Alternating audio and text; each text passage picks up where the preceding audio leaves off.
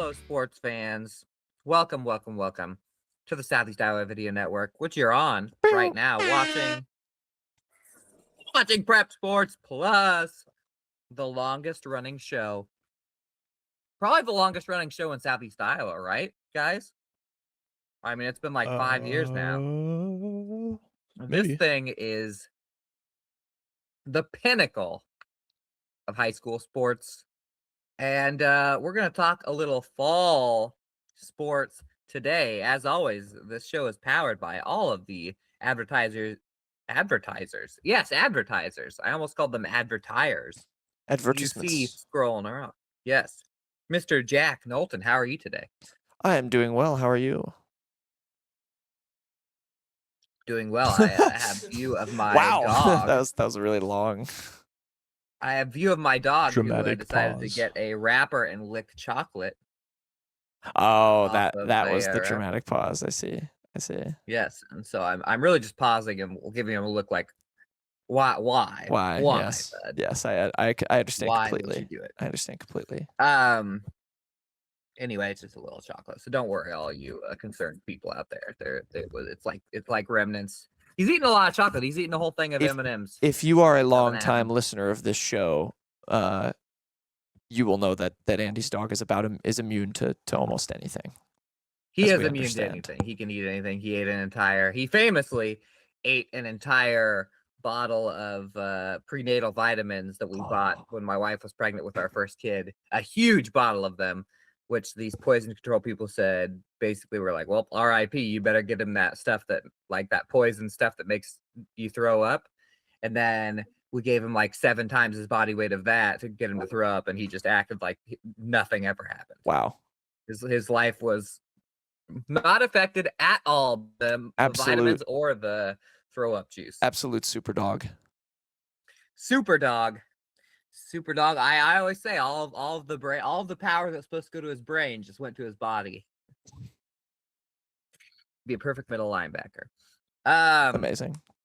That's not true. He would get absolutely crushed by play action pass. We're gonna talk a little football, and I'm excited, as I always am, at every moment of my life, that football exists. That there's a thing, football. I thank God every night that football is a reality in our world. We're gonna talk high school football, Jack. Let's do it. And we're gonna talk our big schools, especially today, as we kind of roll through the preseason previews. But I don't know who to talk about first, and for that, we'll go to our randomizer, Peter Camp. Peter, randomly select. Who you got? Let's go Mount Pleasant first. Ooh. We're gonna talk about the Mount Pleasant Panthers, and spoiler alert, later in the C block, you're gonna see if either of us ranked the Mount Pleasant Panthers, which almost feels weird to say, Mr. Jack, after covering Mount Pleasant for 10 years of football. Yeah. This is the most hyped going into Mount Pleasant football season by a long shot since I've been here. Yeah, I was curious your take, Peter. Should I ask the hypothetical we were discussing last night? Ooh. I think it's interesting. I think it's interesting too. So, Andy, Peter and I were at Fairfield. We were interviewing Mr. Ethan Biscard, which What a guy. keep an eye on that over on the Southeast Iowa Video Network. Have a new video series coming out. But Peter asked me on the way home who I would pick between Mount Pleasant, Fairfield, and Washington.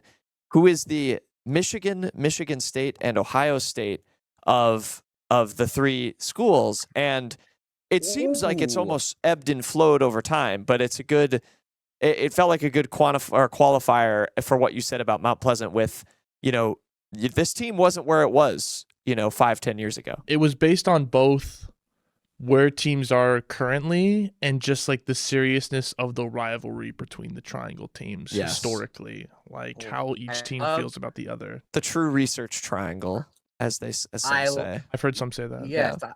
I love that hypothetical. I would say, first off, that it's probably more of a Wisconsin, Minnesota, Iowa situation. But if you're going Ohio State, Michigan State, I think that Mount Pleasant has to be Michigan, because I think that push comes to shove, Washington or Fairfield people would say they dislike Mount Pleasant more than each other. And Michigan, of those three, is the one that has the closest rivalry with both.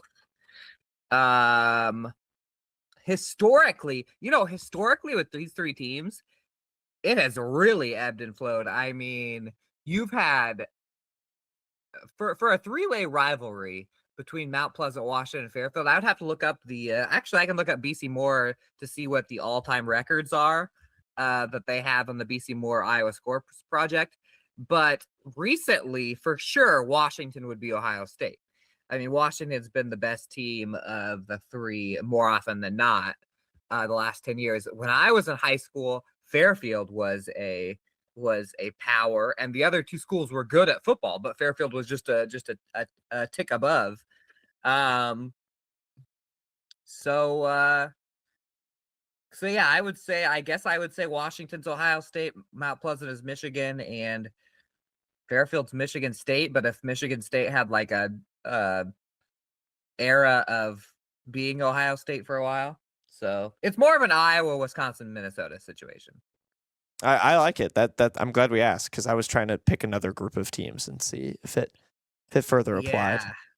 It's almost like Michigan State is almost like it's almost disrespect for all three of them. It is a really rare situation where there's a true three-way rivalry where they're competitive. You know, when I first started covering sports here, the games between Washington and the other two weren't super competitive because I started in Washington's like peak, where but it only lasted, you know, 4 or 5 years in, the game started getting closer. Nowadays, the Washington, Mount Pleasant, Fairfield games are all usually pretty close. I mean, it's not like you're going in saying like one team's going to win by 50. You know what I mean? So I'm going to look at Jack, you give your take on that. While you do that, I'm going to look up the Iowa. Oh, shout out BC Moore for updating your website, by the way. Brett Moore of bcmoorerankings.com. I'm clicking on his website for the first time this fall, and he's done some work on it. But I'm going to look up the Iowa Scores Project, see who's got the best record. I would actually guess right now, just guessing, that Fairfield has the best record of the three, but I'm going to check. Yeah, I mean, I don't know. I think even getting into this year, like I do think all three of the games are going to be very close. This is obviously, you know, a district when you look at it that, you know, we're going to get to the C block where Andy and I are gonna shout out our Gazette preseason polls for all 5 classes. But when you look at 3A District 4, there is one team that you know is the favorite to win it, and that's Solon. But I think like Washington, Mount Pleasant, Fairfield all have a shout to be in, you know, right behind those 3. I mean, there's a lot of hope, I think, with Mount Pleasant, despite the seniors that they lost. Washington, you know, of course, has a big hole to fill on offense with Cale Williams graduating, you know, but there's still, of course, plenty of talent there. And you look at the defensive side of the ball too, with some, you know, all-state, all-district potential there. And then Fairfield, I would argue, has maybe the best overall athlete of the 3. When you look at a kid like Ethan Biscard, who went to state and track, plays baseball on top of what he does, you know, in football, leading this team in rushing and tackles last year. So there is a ton to like, a ton to be excited about for all 3. And I think those games are going to be very, very close once again. And you know, you can speak to more of that, but that's kind of where I stand going into the year. I mean, even looking back at last season, and I'm pulling up all 3 of the schedules now. Fairfield, you know, lost to Washington 42-30. That was a high scoring game. I was at that one. Mount Pleasant 22-25. You know, that could have potentially put Washington in the playoffs. I remember that drama from last year with how the standings ended up shaking out. And then Washington, like I mentioned, beat Fairfield, lost to MP 44-20. That was probably the most lopsided of the games. And Andy, I believe, if correct me if I'm wrong, but Washington was winning that game at one point. Yeah, that was a lopsided final score, but not a lopsided game in total. Mount Pleasant dominated the 4th quarter. It was kind of like that was a floodgate game where once it turned into Mount Pleasant's favor, totally once it turned, then it really started to go downhill for, I guess, whichever way you look at that, because downhill is easiest, but downhill also means that you're so for whatever team.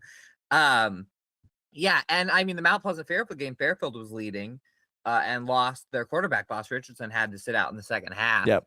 That was a game that I also covered where, I mean, the first half, it was like everything is going right for Fairfield. Like there was a fumble at the goal line for Mount Pleasant. Like Fairfield's offense, which I thought would be stifled by the bigger Panthers, was buzzing. Last year with Fairfield, as the year went on, and I would say in the last 2 years, as the years have went on, they've gotten better and better with their style. But I would say, I mean, if you're going to rank the three this year, I'd say Mount Pleasant's going to be the favorite, but not the Mount Pleasant's going to be the favorite. I would say the other two are, depending on Fairfield's numbers right now. I mean, right with each other. I think maybe Washington gets a little edge because of the numbers, especially. But as I was doing like the 3A rankings, looking through, a lot of the better teams in 3A from last year lost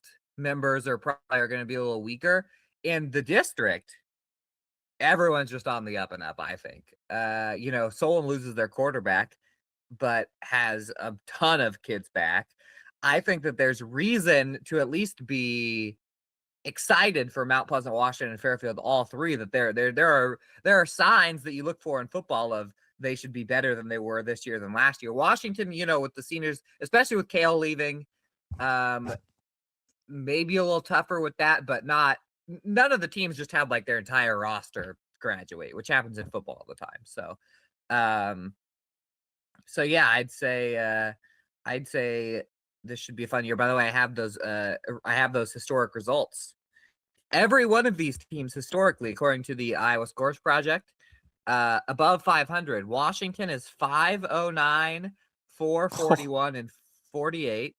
And since it's basically any games they could find stats on. Fairfield 561, 431, and 39. So that's 130 over 500.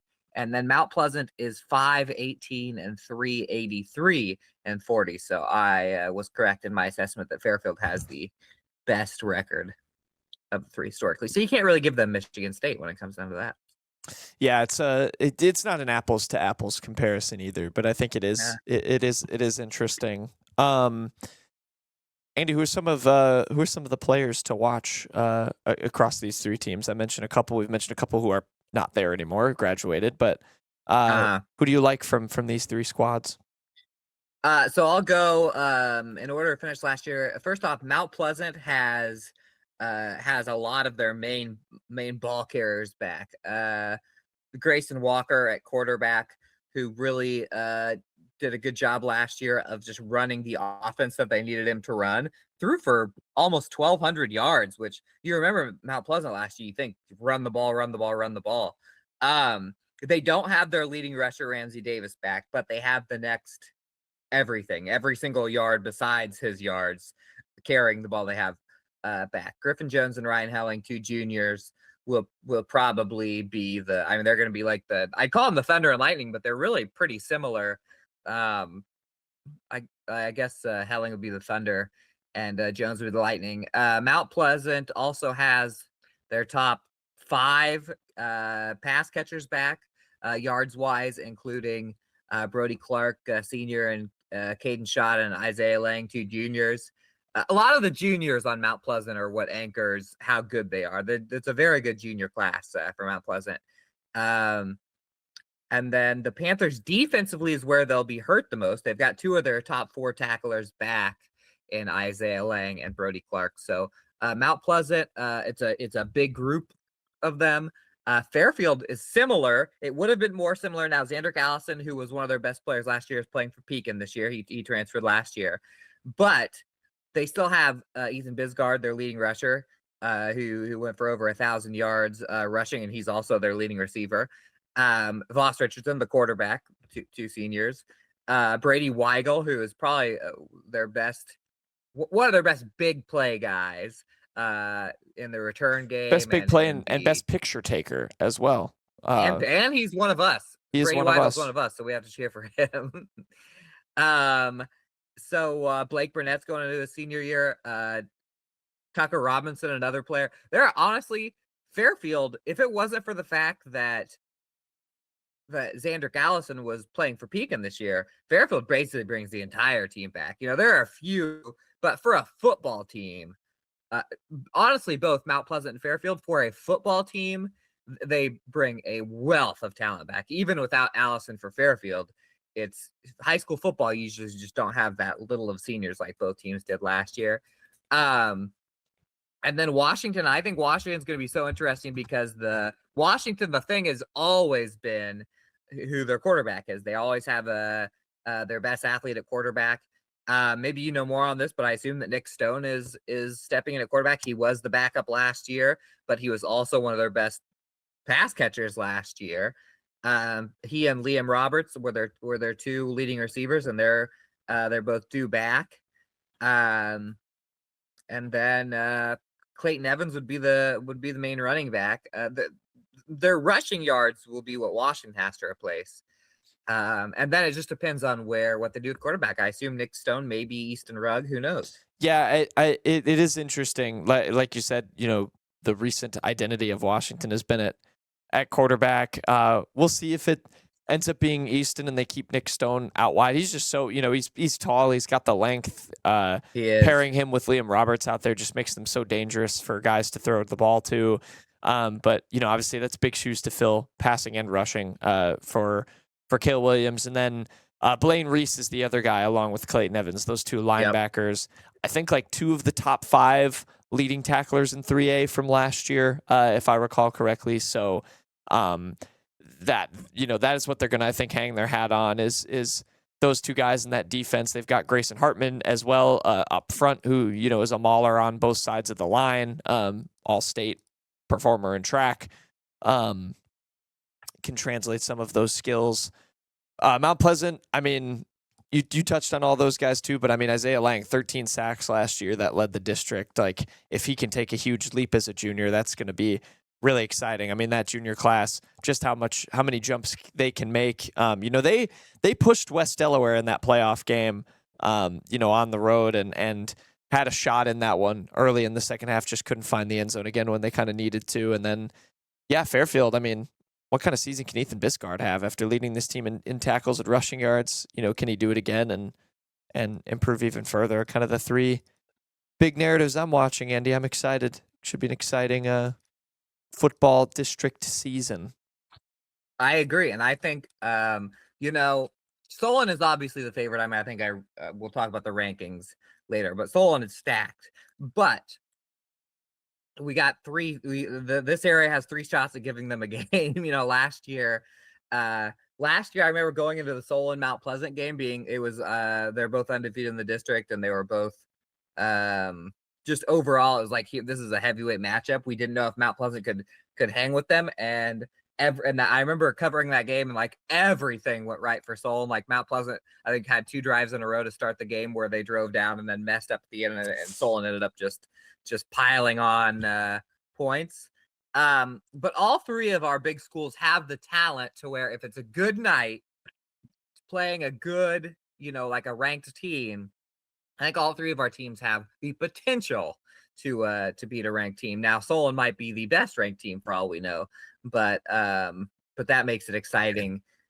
Just knowing that all 3 teams have that kind of potential, that they're all kind of teams that have been there before a little bit.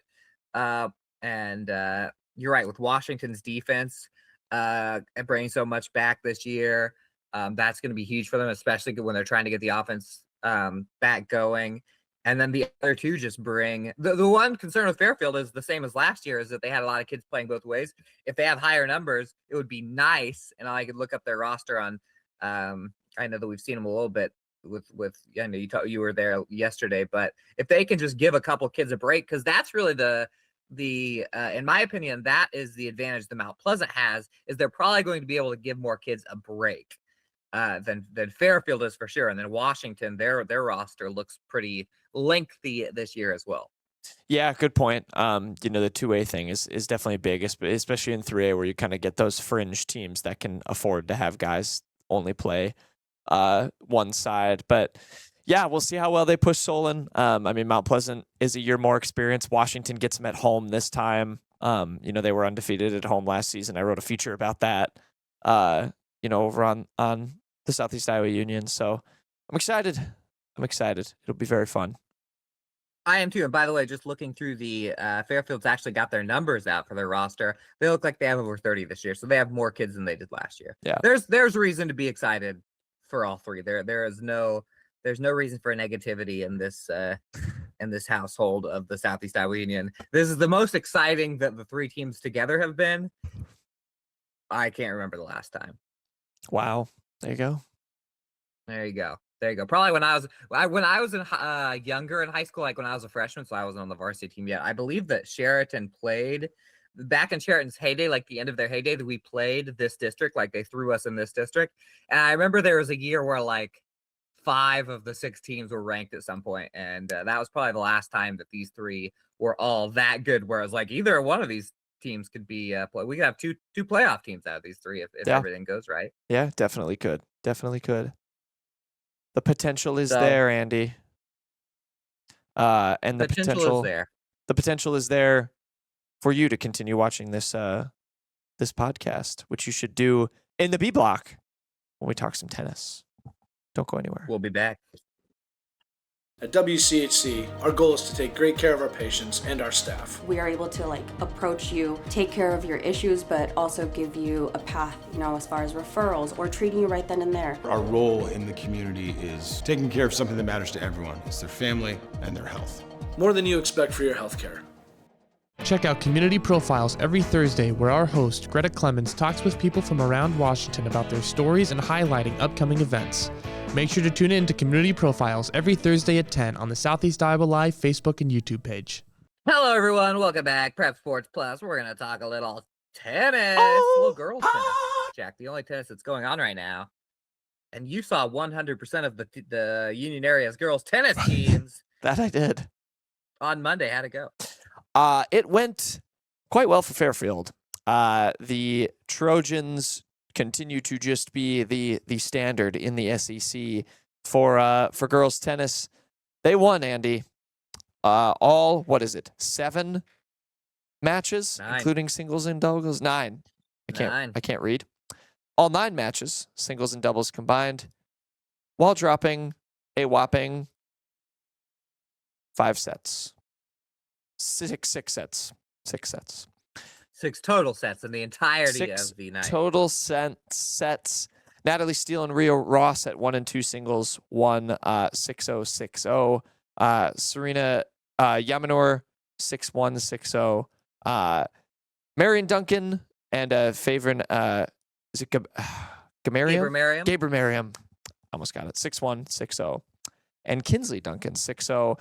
And then Ross and Steele teamed up for the doubles. First time we've seen that this year. I talked to Travis Duncan, the head coach, and he kind of said those two go back and forth for who can play one single. So pretty powerful doubles duo. They won 6-0. Gabriel Merriam and Yamanor 6-2, 6-0. And the Duncan sisters 6-1, 6-0 over MP. So, Mount Pleasant, we saw them beat Burlington, Notre Dame. And, I know they lost to Burlington in that makeup rainout game on Tuesday, but I think it's less with MP and more that Fairfield is just that good. We are going to see a very exciting matchup on Thursday when Fairfield takes on Burlington. You have potentially already know the result depending on when you watch this show, which you should do before that. True. But that is on Thursday. That's going to be very exciting. Travis talking with him was, kind of hyping that up. That's one he really circles. He wants his players to step up, and especially, when they're able to get some comfortable wins early at the start of the season. He wants to avoid any complacency and really take it to Burlington and win that to kind of set the tone for what would be a 3rd conference title in a row. I believe I looked it up. I believe it's 3rd, and I believe it'd be. I don't think they've lost a. Let's see. They won in 04, 05, and there was one. Burlington won in 03, 04. So 1, 2. They're going for 3 in a row, and a lot of the girls are the same girls that were in on that team. Actually, 2 years ago, a lot of these would be Maharishi girls that played against each other. But you talk about complacency. I think that's a good concern, because looking at the schedule, especially the regular season, Burlington really seems to be the only team that matches up well enough to give Fairfield a competition, like a real, there's a couple swing ones in there, because Fairfield is just stacked. Even losing Pajita Mukadam, their number 1 singles player from last year, they've still got, I would say 3 to 4, maybe 4 of their players would probably be number 1s on a lot of the other teams. So there's a lot to look forward to. They got 3 returning state qualifiers in Yaminer and Ross, the doubles team, and Natalie Steele. So that is rare. It'll be interesting at this Tulip City tussle they're going to compete into over in Pella this weekend. A lot of teams that went that competed against Fairfield at state in that one. I know Clear Lake, Decorah, Spencer, a couple of those other schools.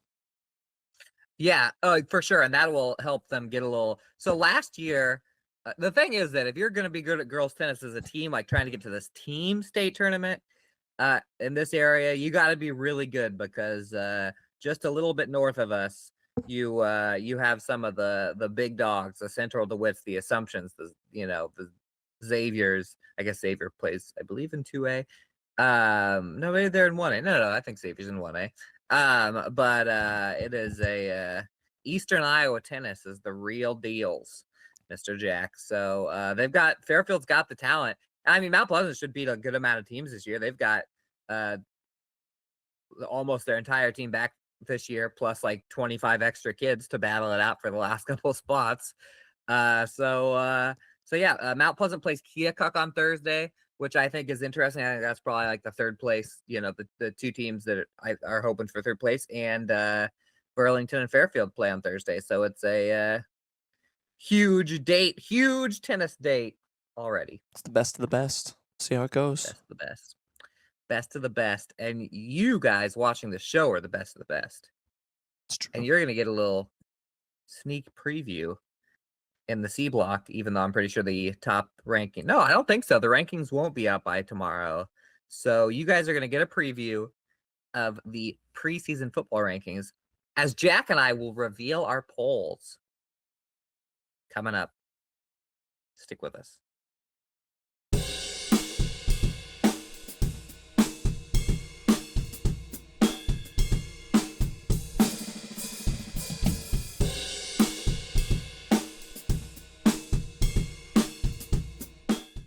I love helping people. I always wanted to help people. That's what I love the most. We do a really good job of growing our own, but also we are able to take your skills, adapt them to what we need, or grow them as well. Our leadership group here, they are actively involved, always supportive of our new ideas and innovation here at the hospital. Washington County Hospital and Clinics. Apply today. Welcome back, everyone. Back to football. Oh, you thought football was over? No, it'll never be over. It's not over. It's not over. Let's stay out until Super Bowl Sunday. Isn't it funny that we throw parties on such a dark day as the last day of football? This year the Super Bowl is on Valentine's Day, Andy. Whoa, that's gonna affect my life negatively, in all sorts of ways. Guess we're doing. You know what? Actually, it won't, because my wife's birthday is the day after Valentine's Day. So we'll just double up. Our big dinner plans might be. Yeah, there we go. It is double up. Our anniversary is the day before my birthday, so we've got a double up. Wow. Quadruple up. Pretty impossible for me to forget stuff. We're gonna reveal to each other, which we already texted each other, but our rankings. We Jack and I both voting in the Cedar Rapids Gazette football poll. We have to do preseason rankings, which are impossible every year. They're so tough. Basically, you have to pretend to know stuff about teams you have no idea about. It took me hours to do mine, and I'm still going to get humiliated when the team I pick like third and stuff gets pummeled by everyone. But you ready to do this, Jack? Yep. We're gonna reveal so everyone can see our ballots. This is there's like 6 to 8 people that vote in this. I think we got bigger numbers this year because it kind of like went down a little bit. I think we used to have like 8. I was the only non-Gazette writer, but now me, Jack, Ben Lamperick, all voting. So there we go. Check the I call Gazette it for Cedar Rapids everyone's Gazette result. / Union poll. Oh, there you go. We're KCRT like also yeah, votes we're like the, it's like we're like the Center Grimes of the Dallas Center Grimes equivalent Yeah, of we're the the- Cedar Rapids. Spoiler for my 5A poll. We're the Center Grimes. You know what? Now we already had a 5A spoiler. Oh wait, yeah, DCG is 5A. Isn't that crazy? Dallas Center Grimes. We played. I'm pretty sure when I was in high school, we played Dallas Center Grimes for homecoming. Wow. Sheraton, Iowa, who is now a 2A school. Dallas Center Grimes are already a 5A school. That's crazy. But let's jump into our 5A poll, Jack. Let's do it. Okay. We'll go. Okay, this is what we'll do. We'll each go like I'll go first, and then you go first, and we'll just do like I'll do my number 1, you do your number 1. We'll Okay. go back and forth. Ready? All right. All right. Number 1, Waukee Northwest. I also have Waukee Northwest. Number 2, Iowa City Liberty. I also have Iowa City Liberty at number 2. Ooh, Liberty Bibberty. Number 3, Sioux City East. So do you want me to say where I have Sioux City East or say my number 3? Just say your number 3. Number 3, Dowling Catholic. Number 4, Valley. Number 4, Cedar Rapids Prairie. Ooh. Number 5, DCG. Number 5, Johnston. We'll see if we get any. We'll just Peter or Jack. Sorry, Peter. Keep points of how many times we have the same team in the same spot. So right now we got Just two. Just 2 so far. number 6, Johnston. Number 6, Valley. Number 7, Iowa City West. Number 7, I have Southeast Polk. Ooh, you have I know the spoiler. You have Iowa City West in your poll and in your others receiving votes. I noticed these. I did forget to delete them from yes. Number 8, Dowling Catholic. Number 8, Sioux City East. That's some disrespect for me on Dowling Catholic. They had all seniors. I don't know what to do. They do have a lot of seniors. Dowling. I couldn't bump the defending state champions too far down. It was just kind So of my view. hard because that's Dowling. It's the friggin' It's the Mecca. It's the Mecca. Number 9, Southeast Polk. Number 9, Iowa City West. Number For 10 me. for me, Cedar Rapids Prairie. Number 10 for me was Dallas Center Grimes. So we have 2, number 1 and number 2. We got 2 in the same Okay. on 5A. All right, Let's keep start going. with your 4A. 4A. You want me to go first? Sure. Number 1 and 4A, I have Cedar Rapids Xavier. I have Cedar Rapids Xavier. Uh-huh. Number 2, I have North Scott. I have Sergeant Bluff Luton. Number 3, I have Newton. I have Pella. Ooh. Number 4, I have Sergeant Bluff Luton. Number 4, I have this is the team I'm the highest on, and there's probably going to be the only one that votes on this high. Fort Dodge. Yeah, I do not have Fort Dodge Dodge is in this good. poll. Spoiler alert. Number 5, I have ADM. 5, I have North Scott. Number 6, I have Lewis Central. Number 6, I have Newton. Number 7, Western Dubuque. Number 7, North Polk. Number 8, I have Pella. Number 8, I have Glenwood. Number 9, I have Carlisle. Number 9, I have Western Dubuque. And number 10, I have North Polk. Number 10, I have Davenport North. So 1 point for us in 4A. Wow. 5A leading the standings of Andy and Jack's just happening to put them in the right slot.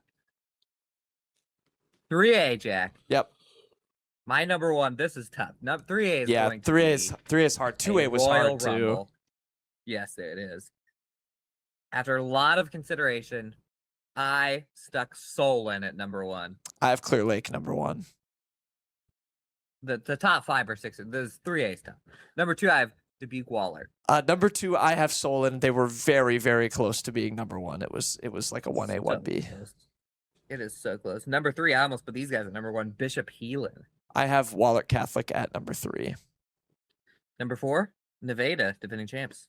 I had Nevada number 4. I actually moved them down. I have Sioux Center at number 4. Ooh, that's a good one. Number 5 is where I have Clear Lake. Contentious. Wow. So there you go. Yeah, some differentiation. Disrespect. I have Carroll, number 5. Number 6, I have Sioux Center. Number 6, I have Bishop Heelan. Number 7, I have Central DeWitt. Oh, so close. I have Nevada 7, Central DeWitt 8.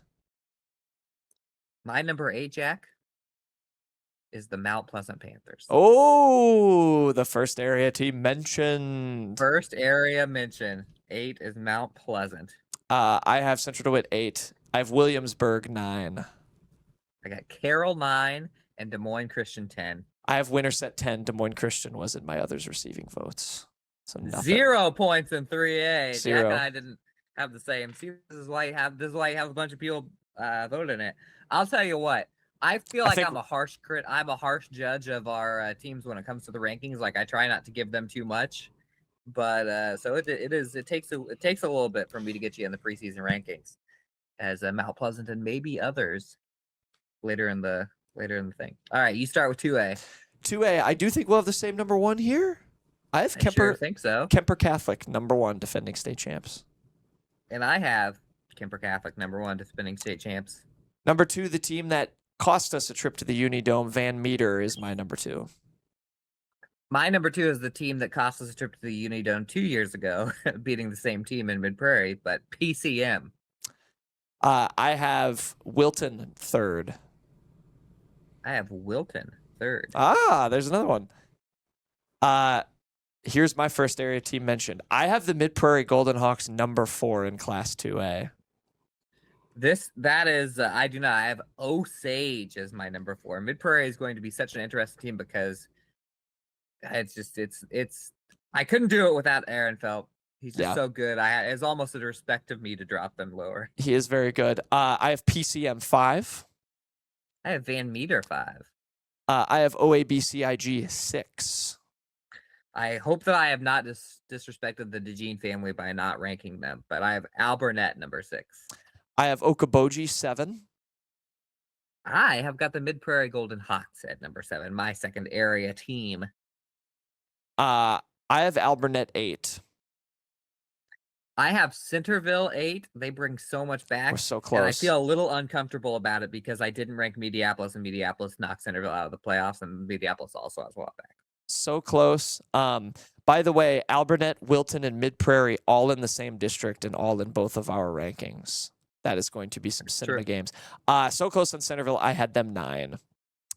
Wait, is Alburnett in that district too? Yep. Alburnett, Wilton, Mid-Prairie, I believe are all in the same one.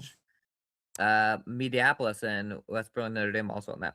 Number 9, I have Roland Story. Oh, we're also so close. I have Roland Story 10.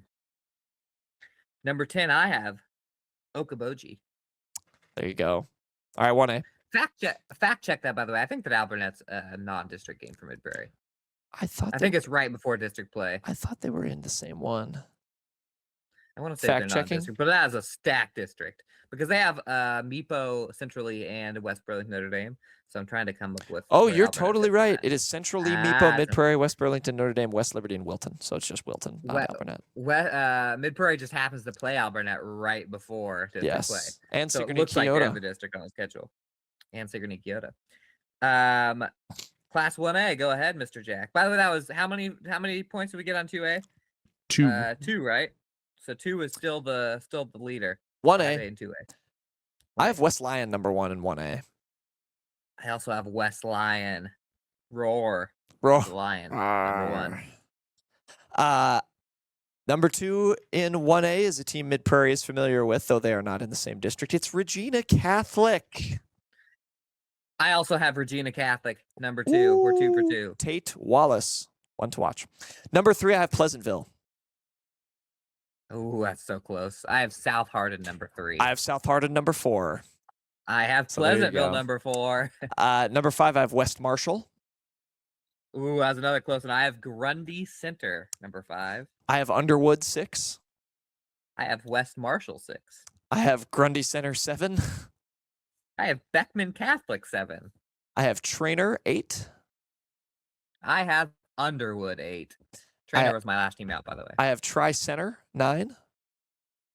I have Northwest Manston Webster, which I have to. My autocorrect messed that up. I realized when I was sending it to you. And at number 10, it's Union area team number 2 for me. I have the Sigourney Kyoto Cobras at 10. Ooh, contentious. I have left the Sigourney Kyoto Cobras out. I have Cascade at number 10. Sigourney Kyoto was close for me as well. Chase Clarahan, Ike Molyneux, Blake Baker. They do have to replace Braden Wood at quarterback, but they do. But I'm so excited. It's going to be. They're going to be good. SK is going to be on the come up this year. They're going to be back in the Class A. My number 1. By the way, we only had 2 right there, right? Yep. 1A. Just the top 2.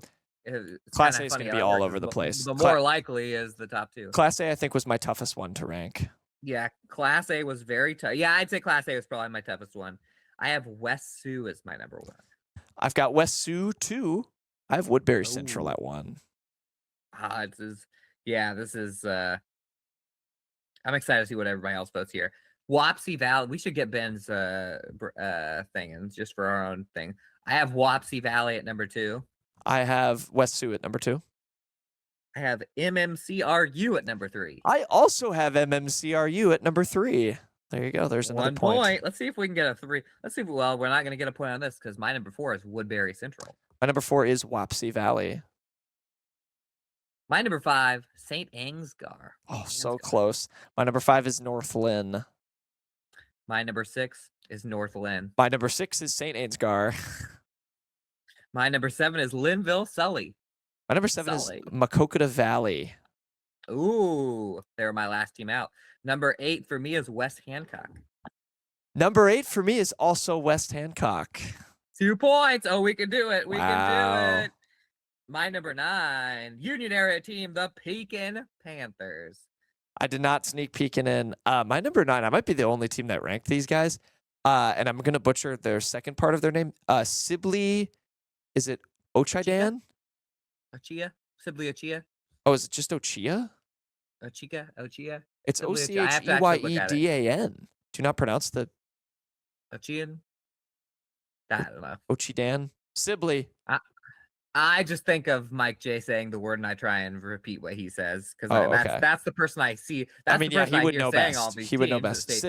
Sibley hyphen is number 9. So Pekin. I kept them in. They did lose a lot of seniors. Henry Adam, I would put in my top 10 players in this class. That was my brain just said, how can you not?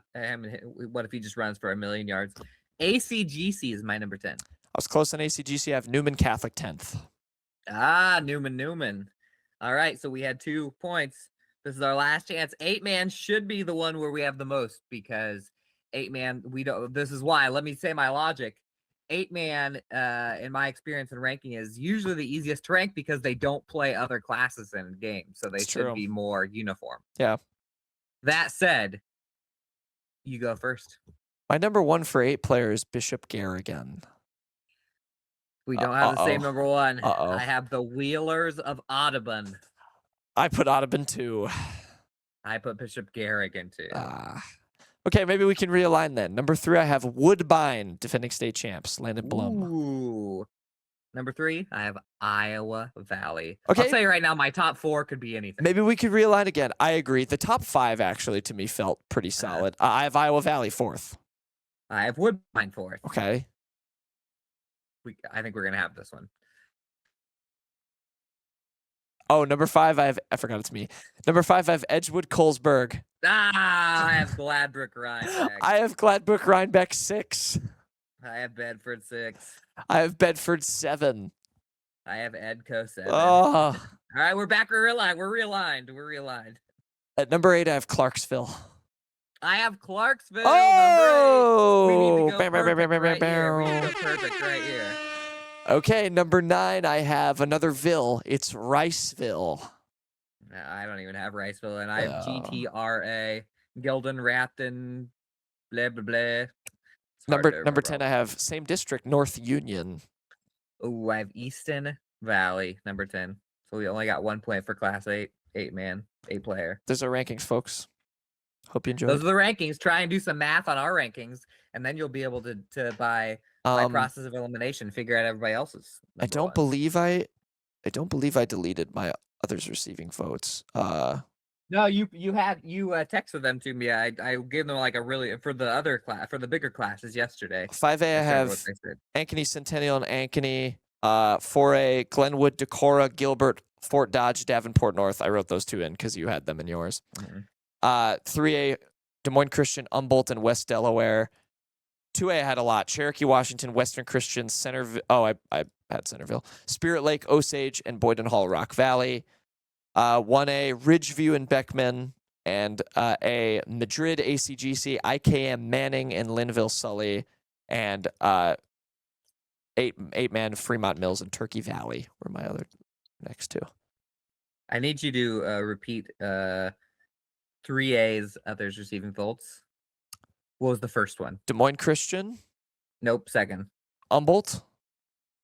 Or Humboldt. I just noticed that you just left out that H. I appreciate that disrespect because fun fact, Jack, fun fact for you. Although I did nothing except stand on the sideline and chew gum, Humboldt, as you called them, were the reason that I never got to go to the Dome. Oh, that was high school. They beat us in the quarterfinals. That's tough. Sorry, Humboldt. I've always seen that pronounced without the H, so I apologize. Humboldt, the Wildcats. I almost ranked you. What team? Almost. I didn't. Disrespect coming from me. That was fun, and now I'm excited for football. We can do this every week if people enjoy. So yeah, if everybody liked that, which I did. Yes, we do it every week. We'll run through it. Thank you everyone for watching.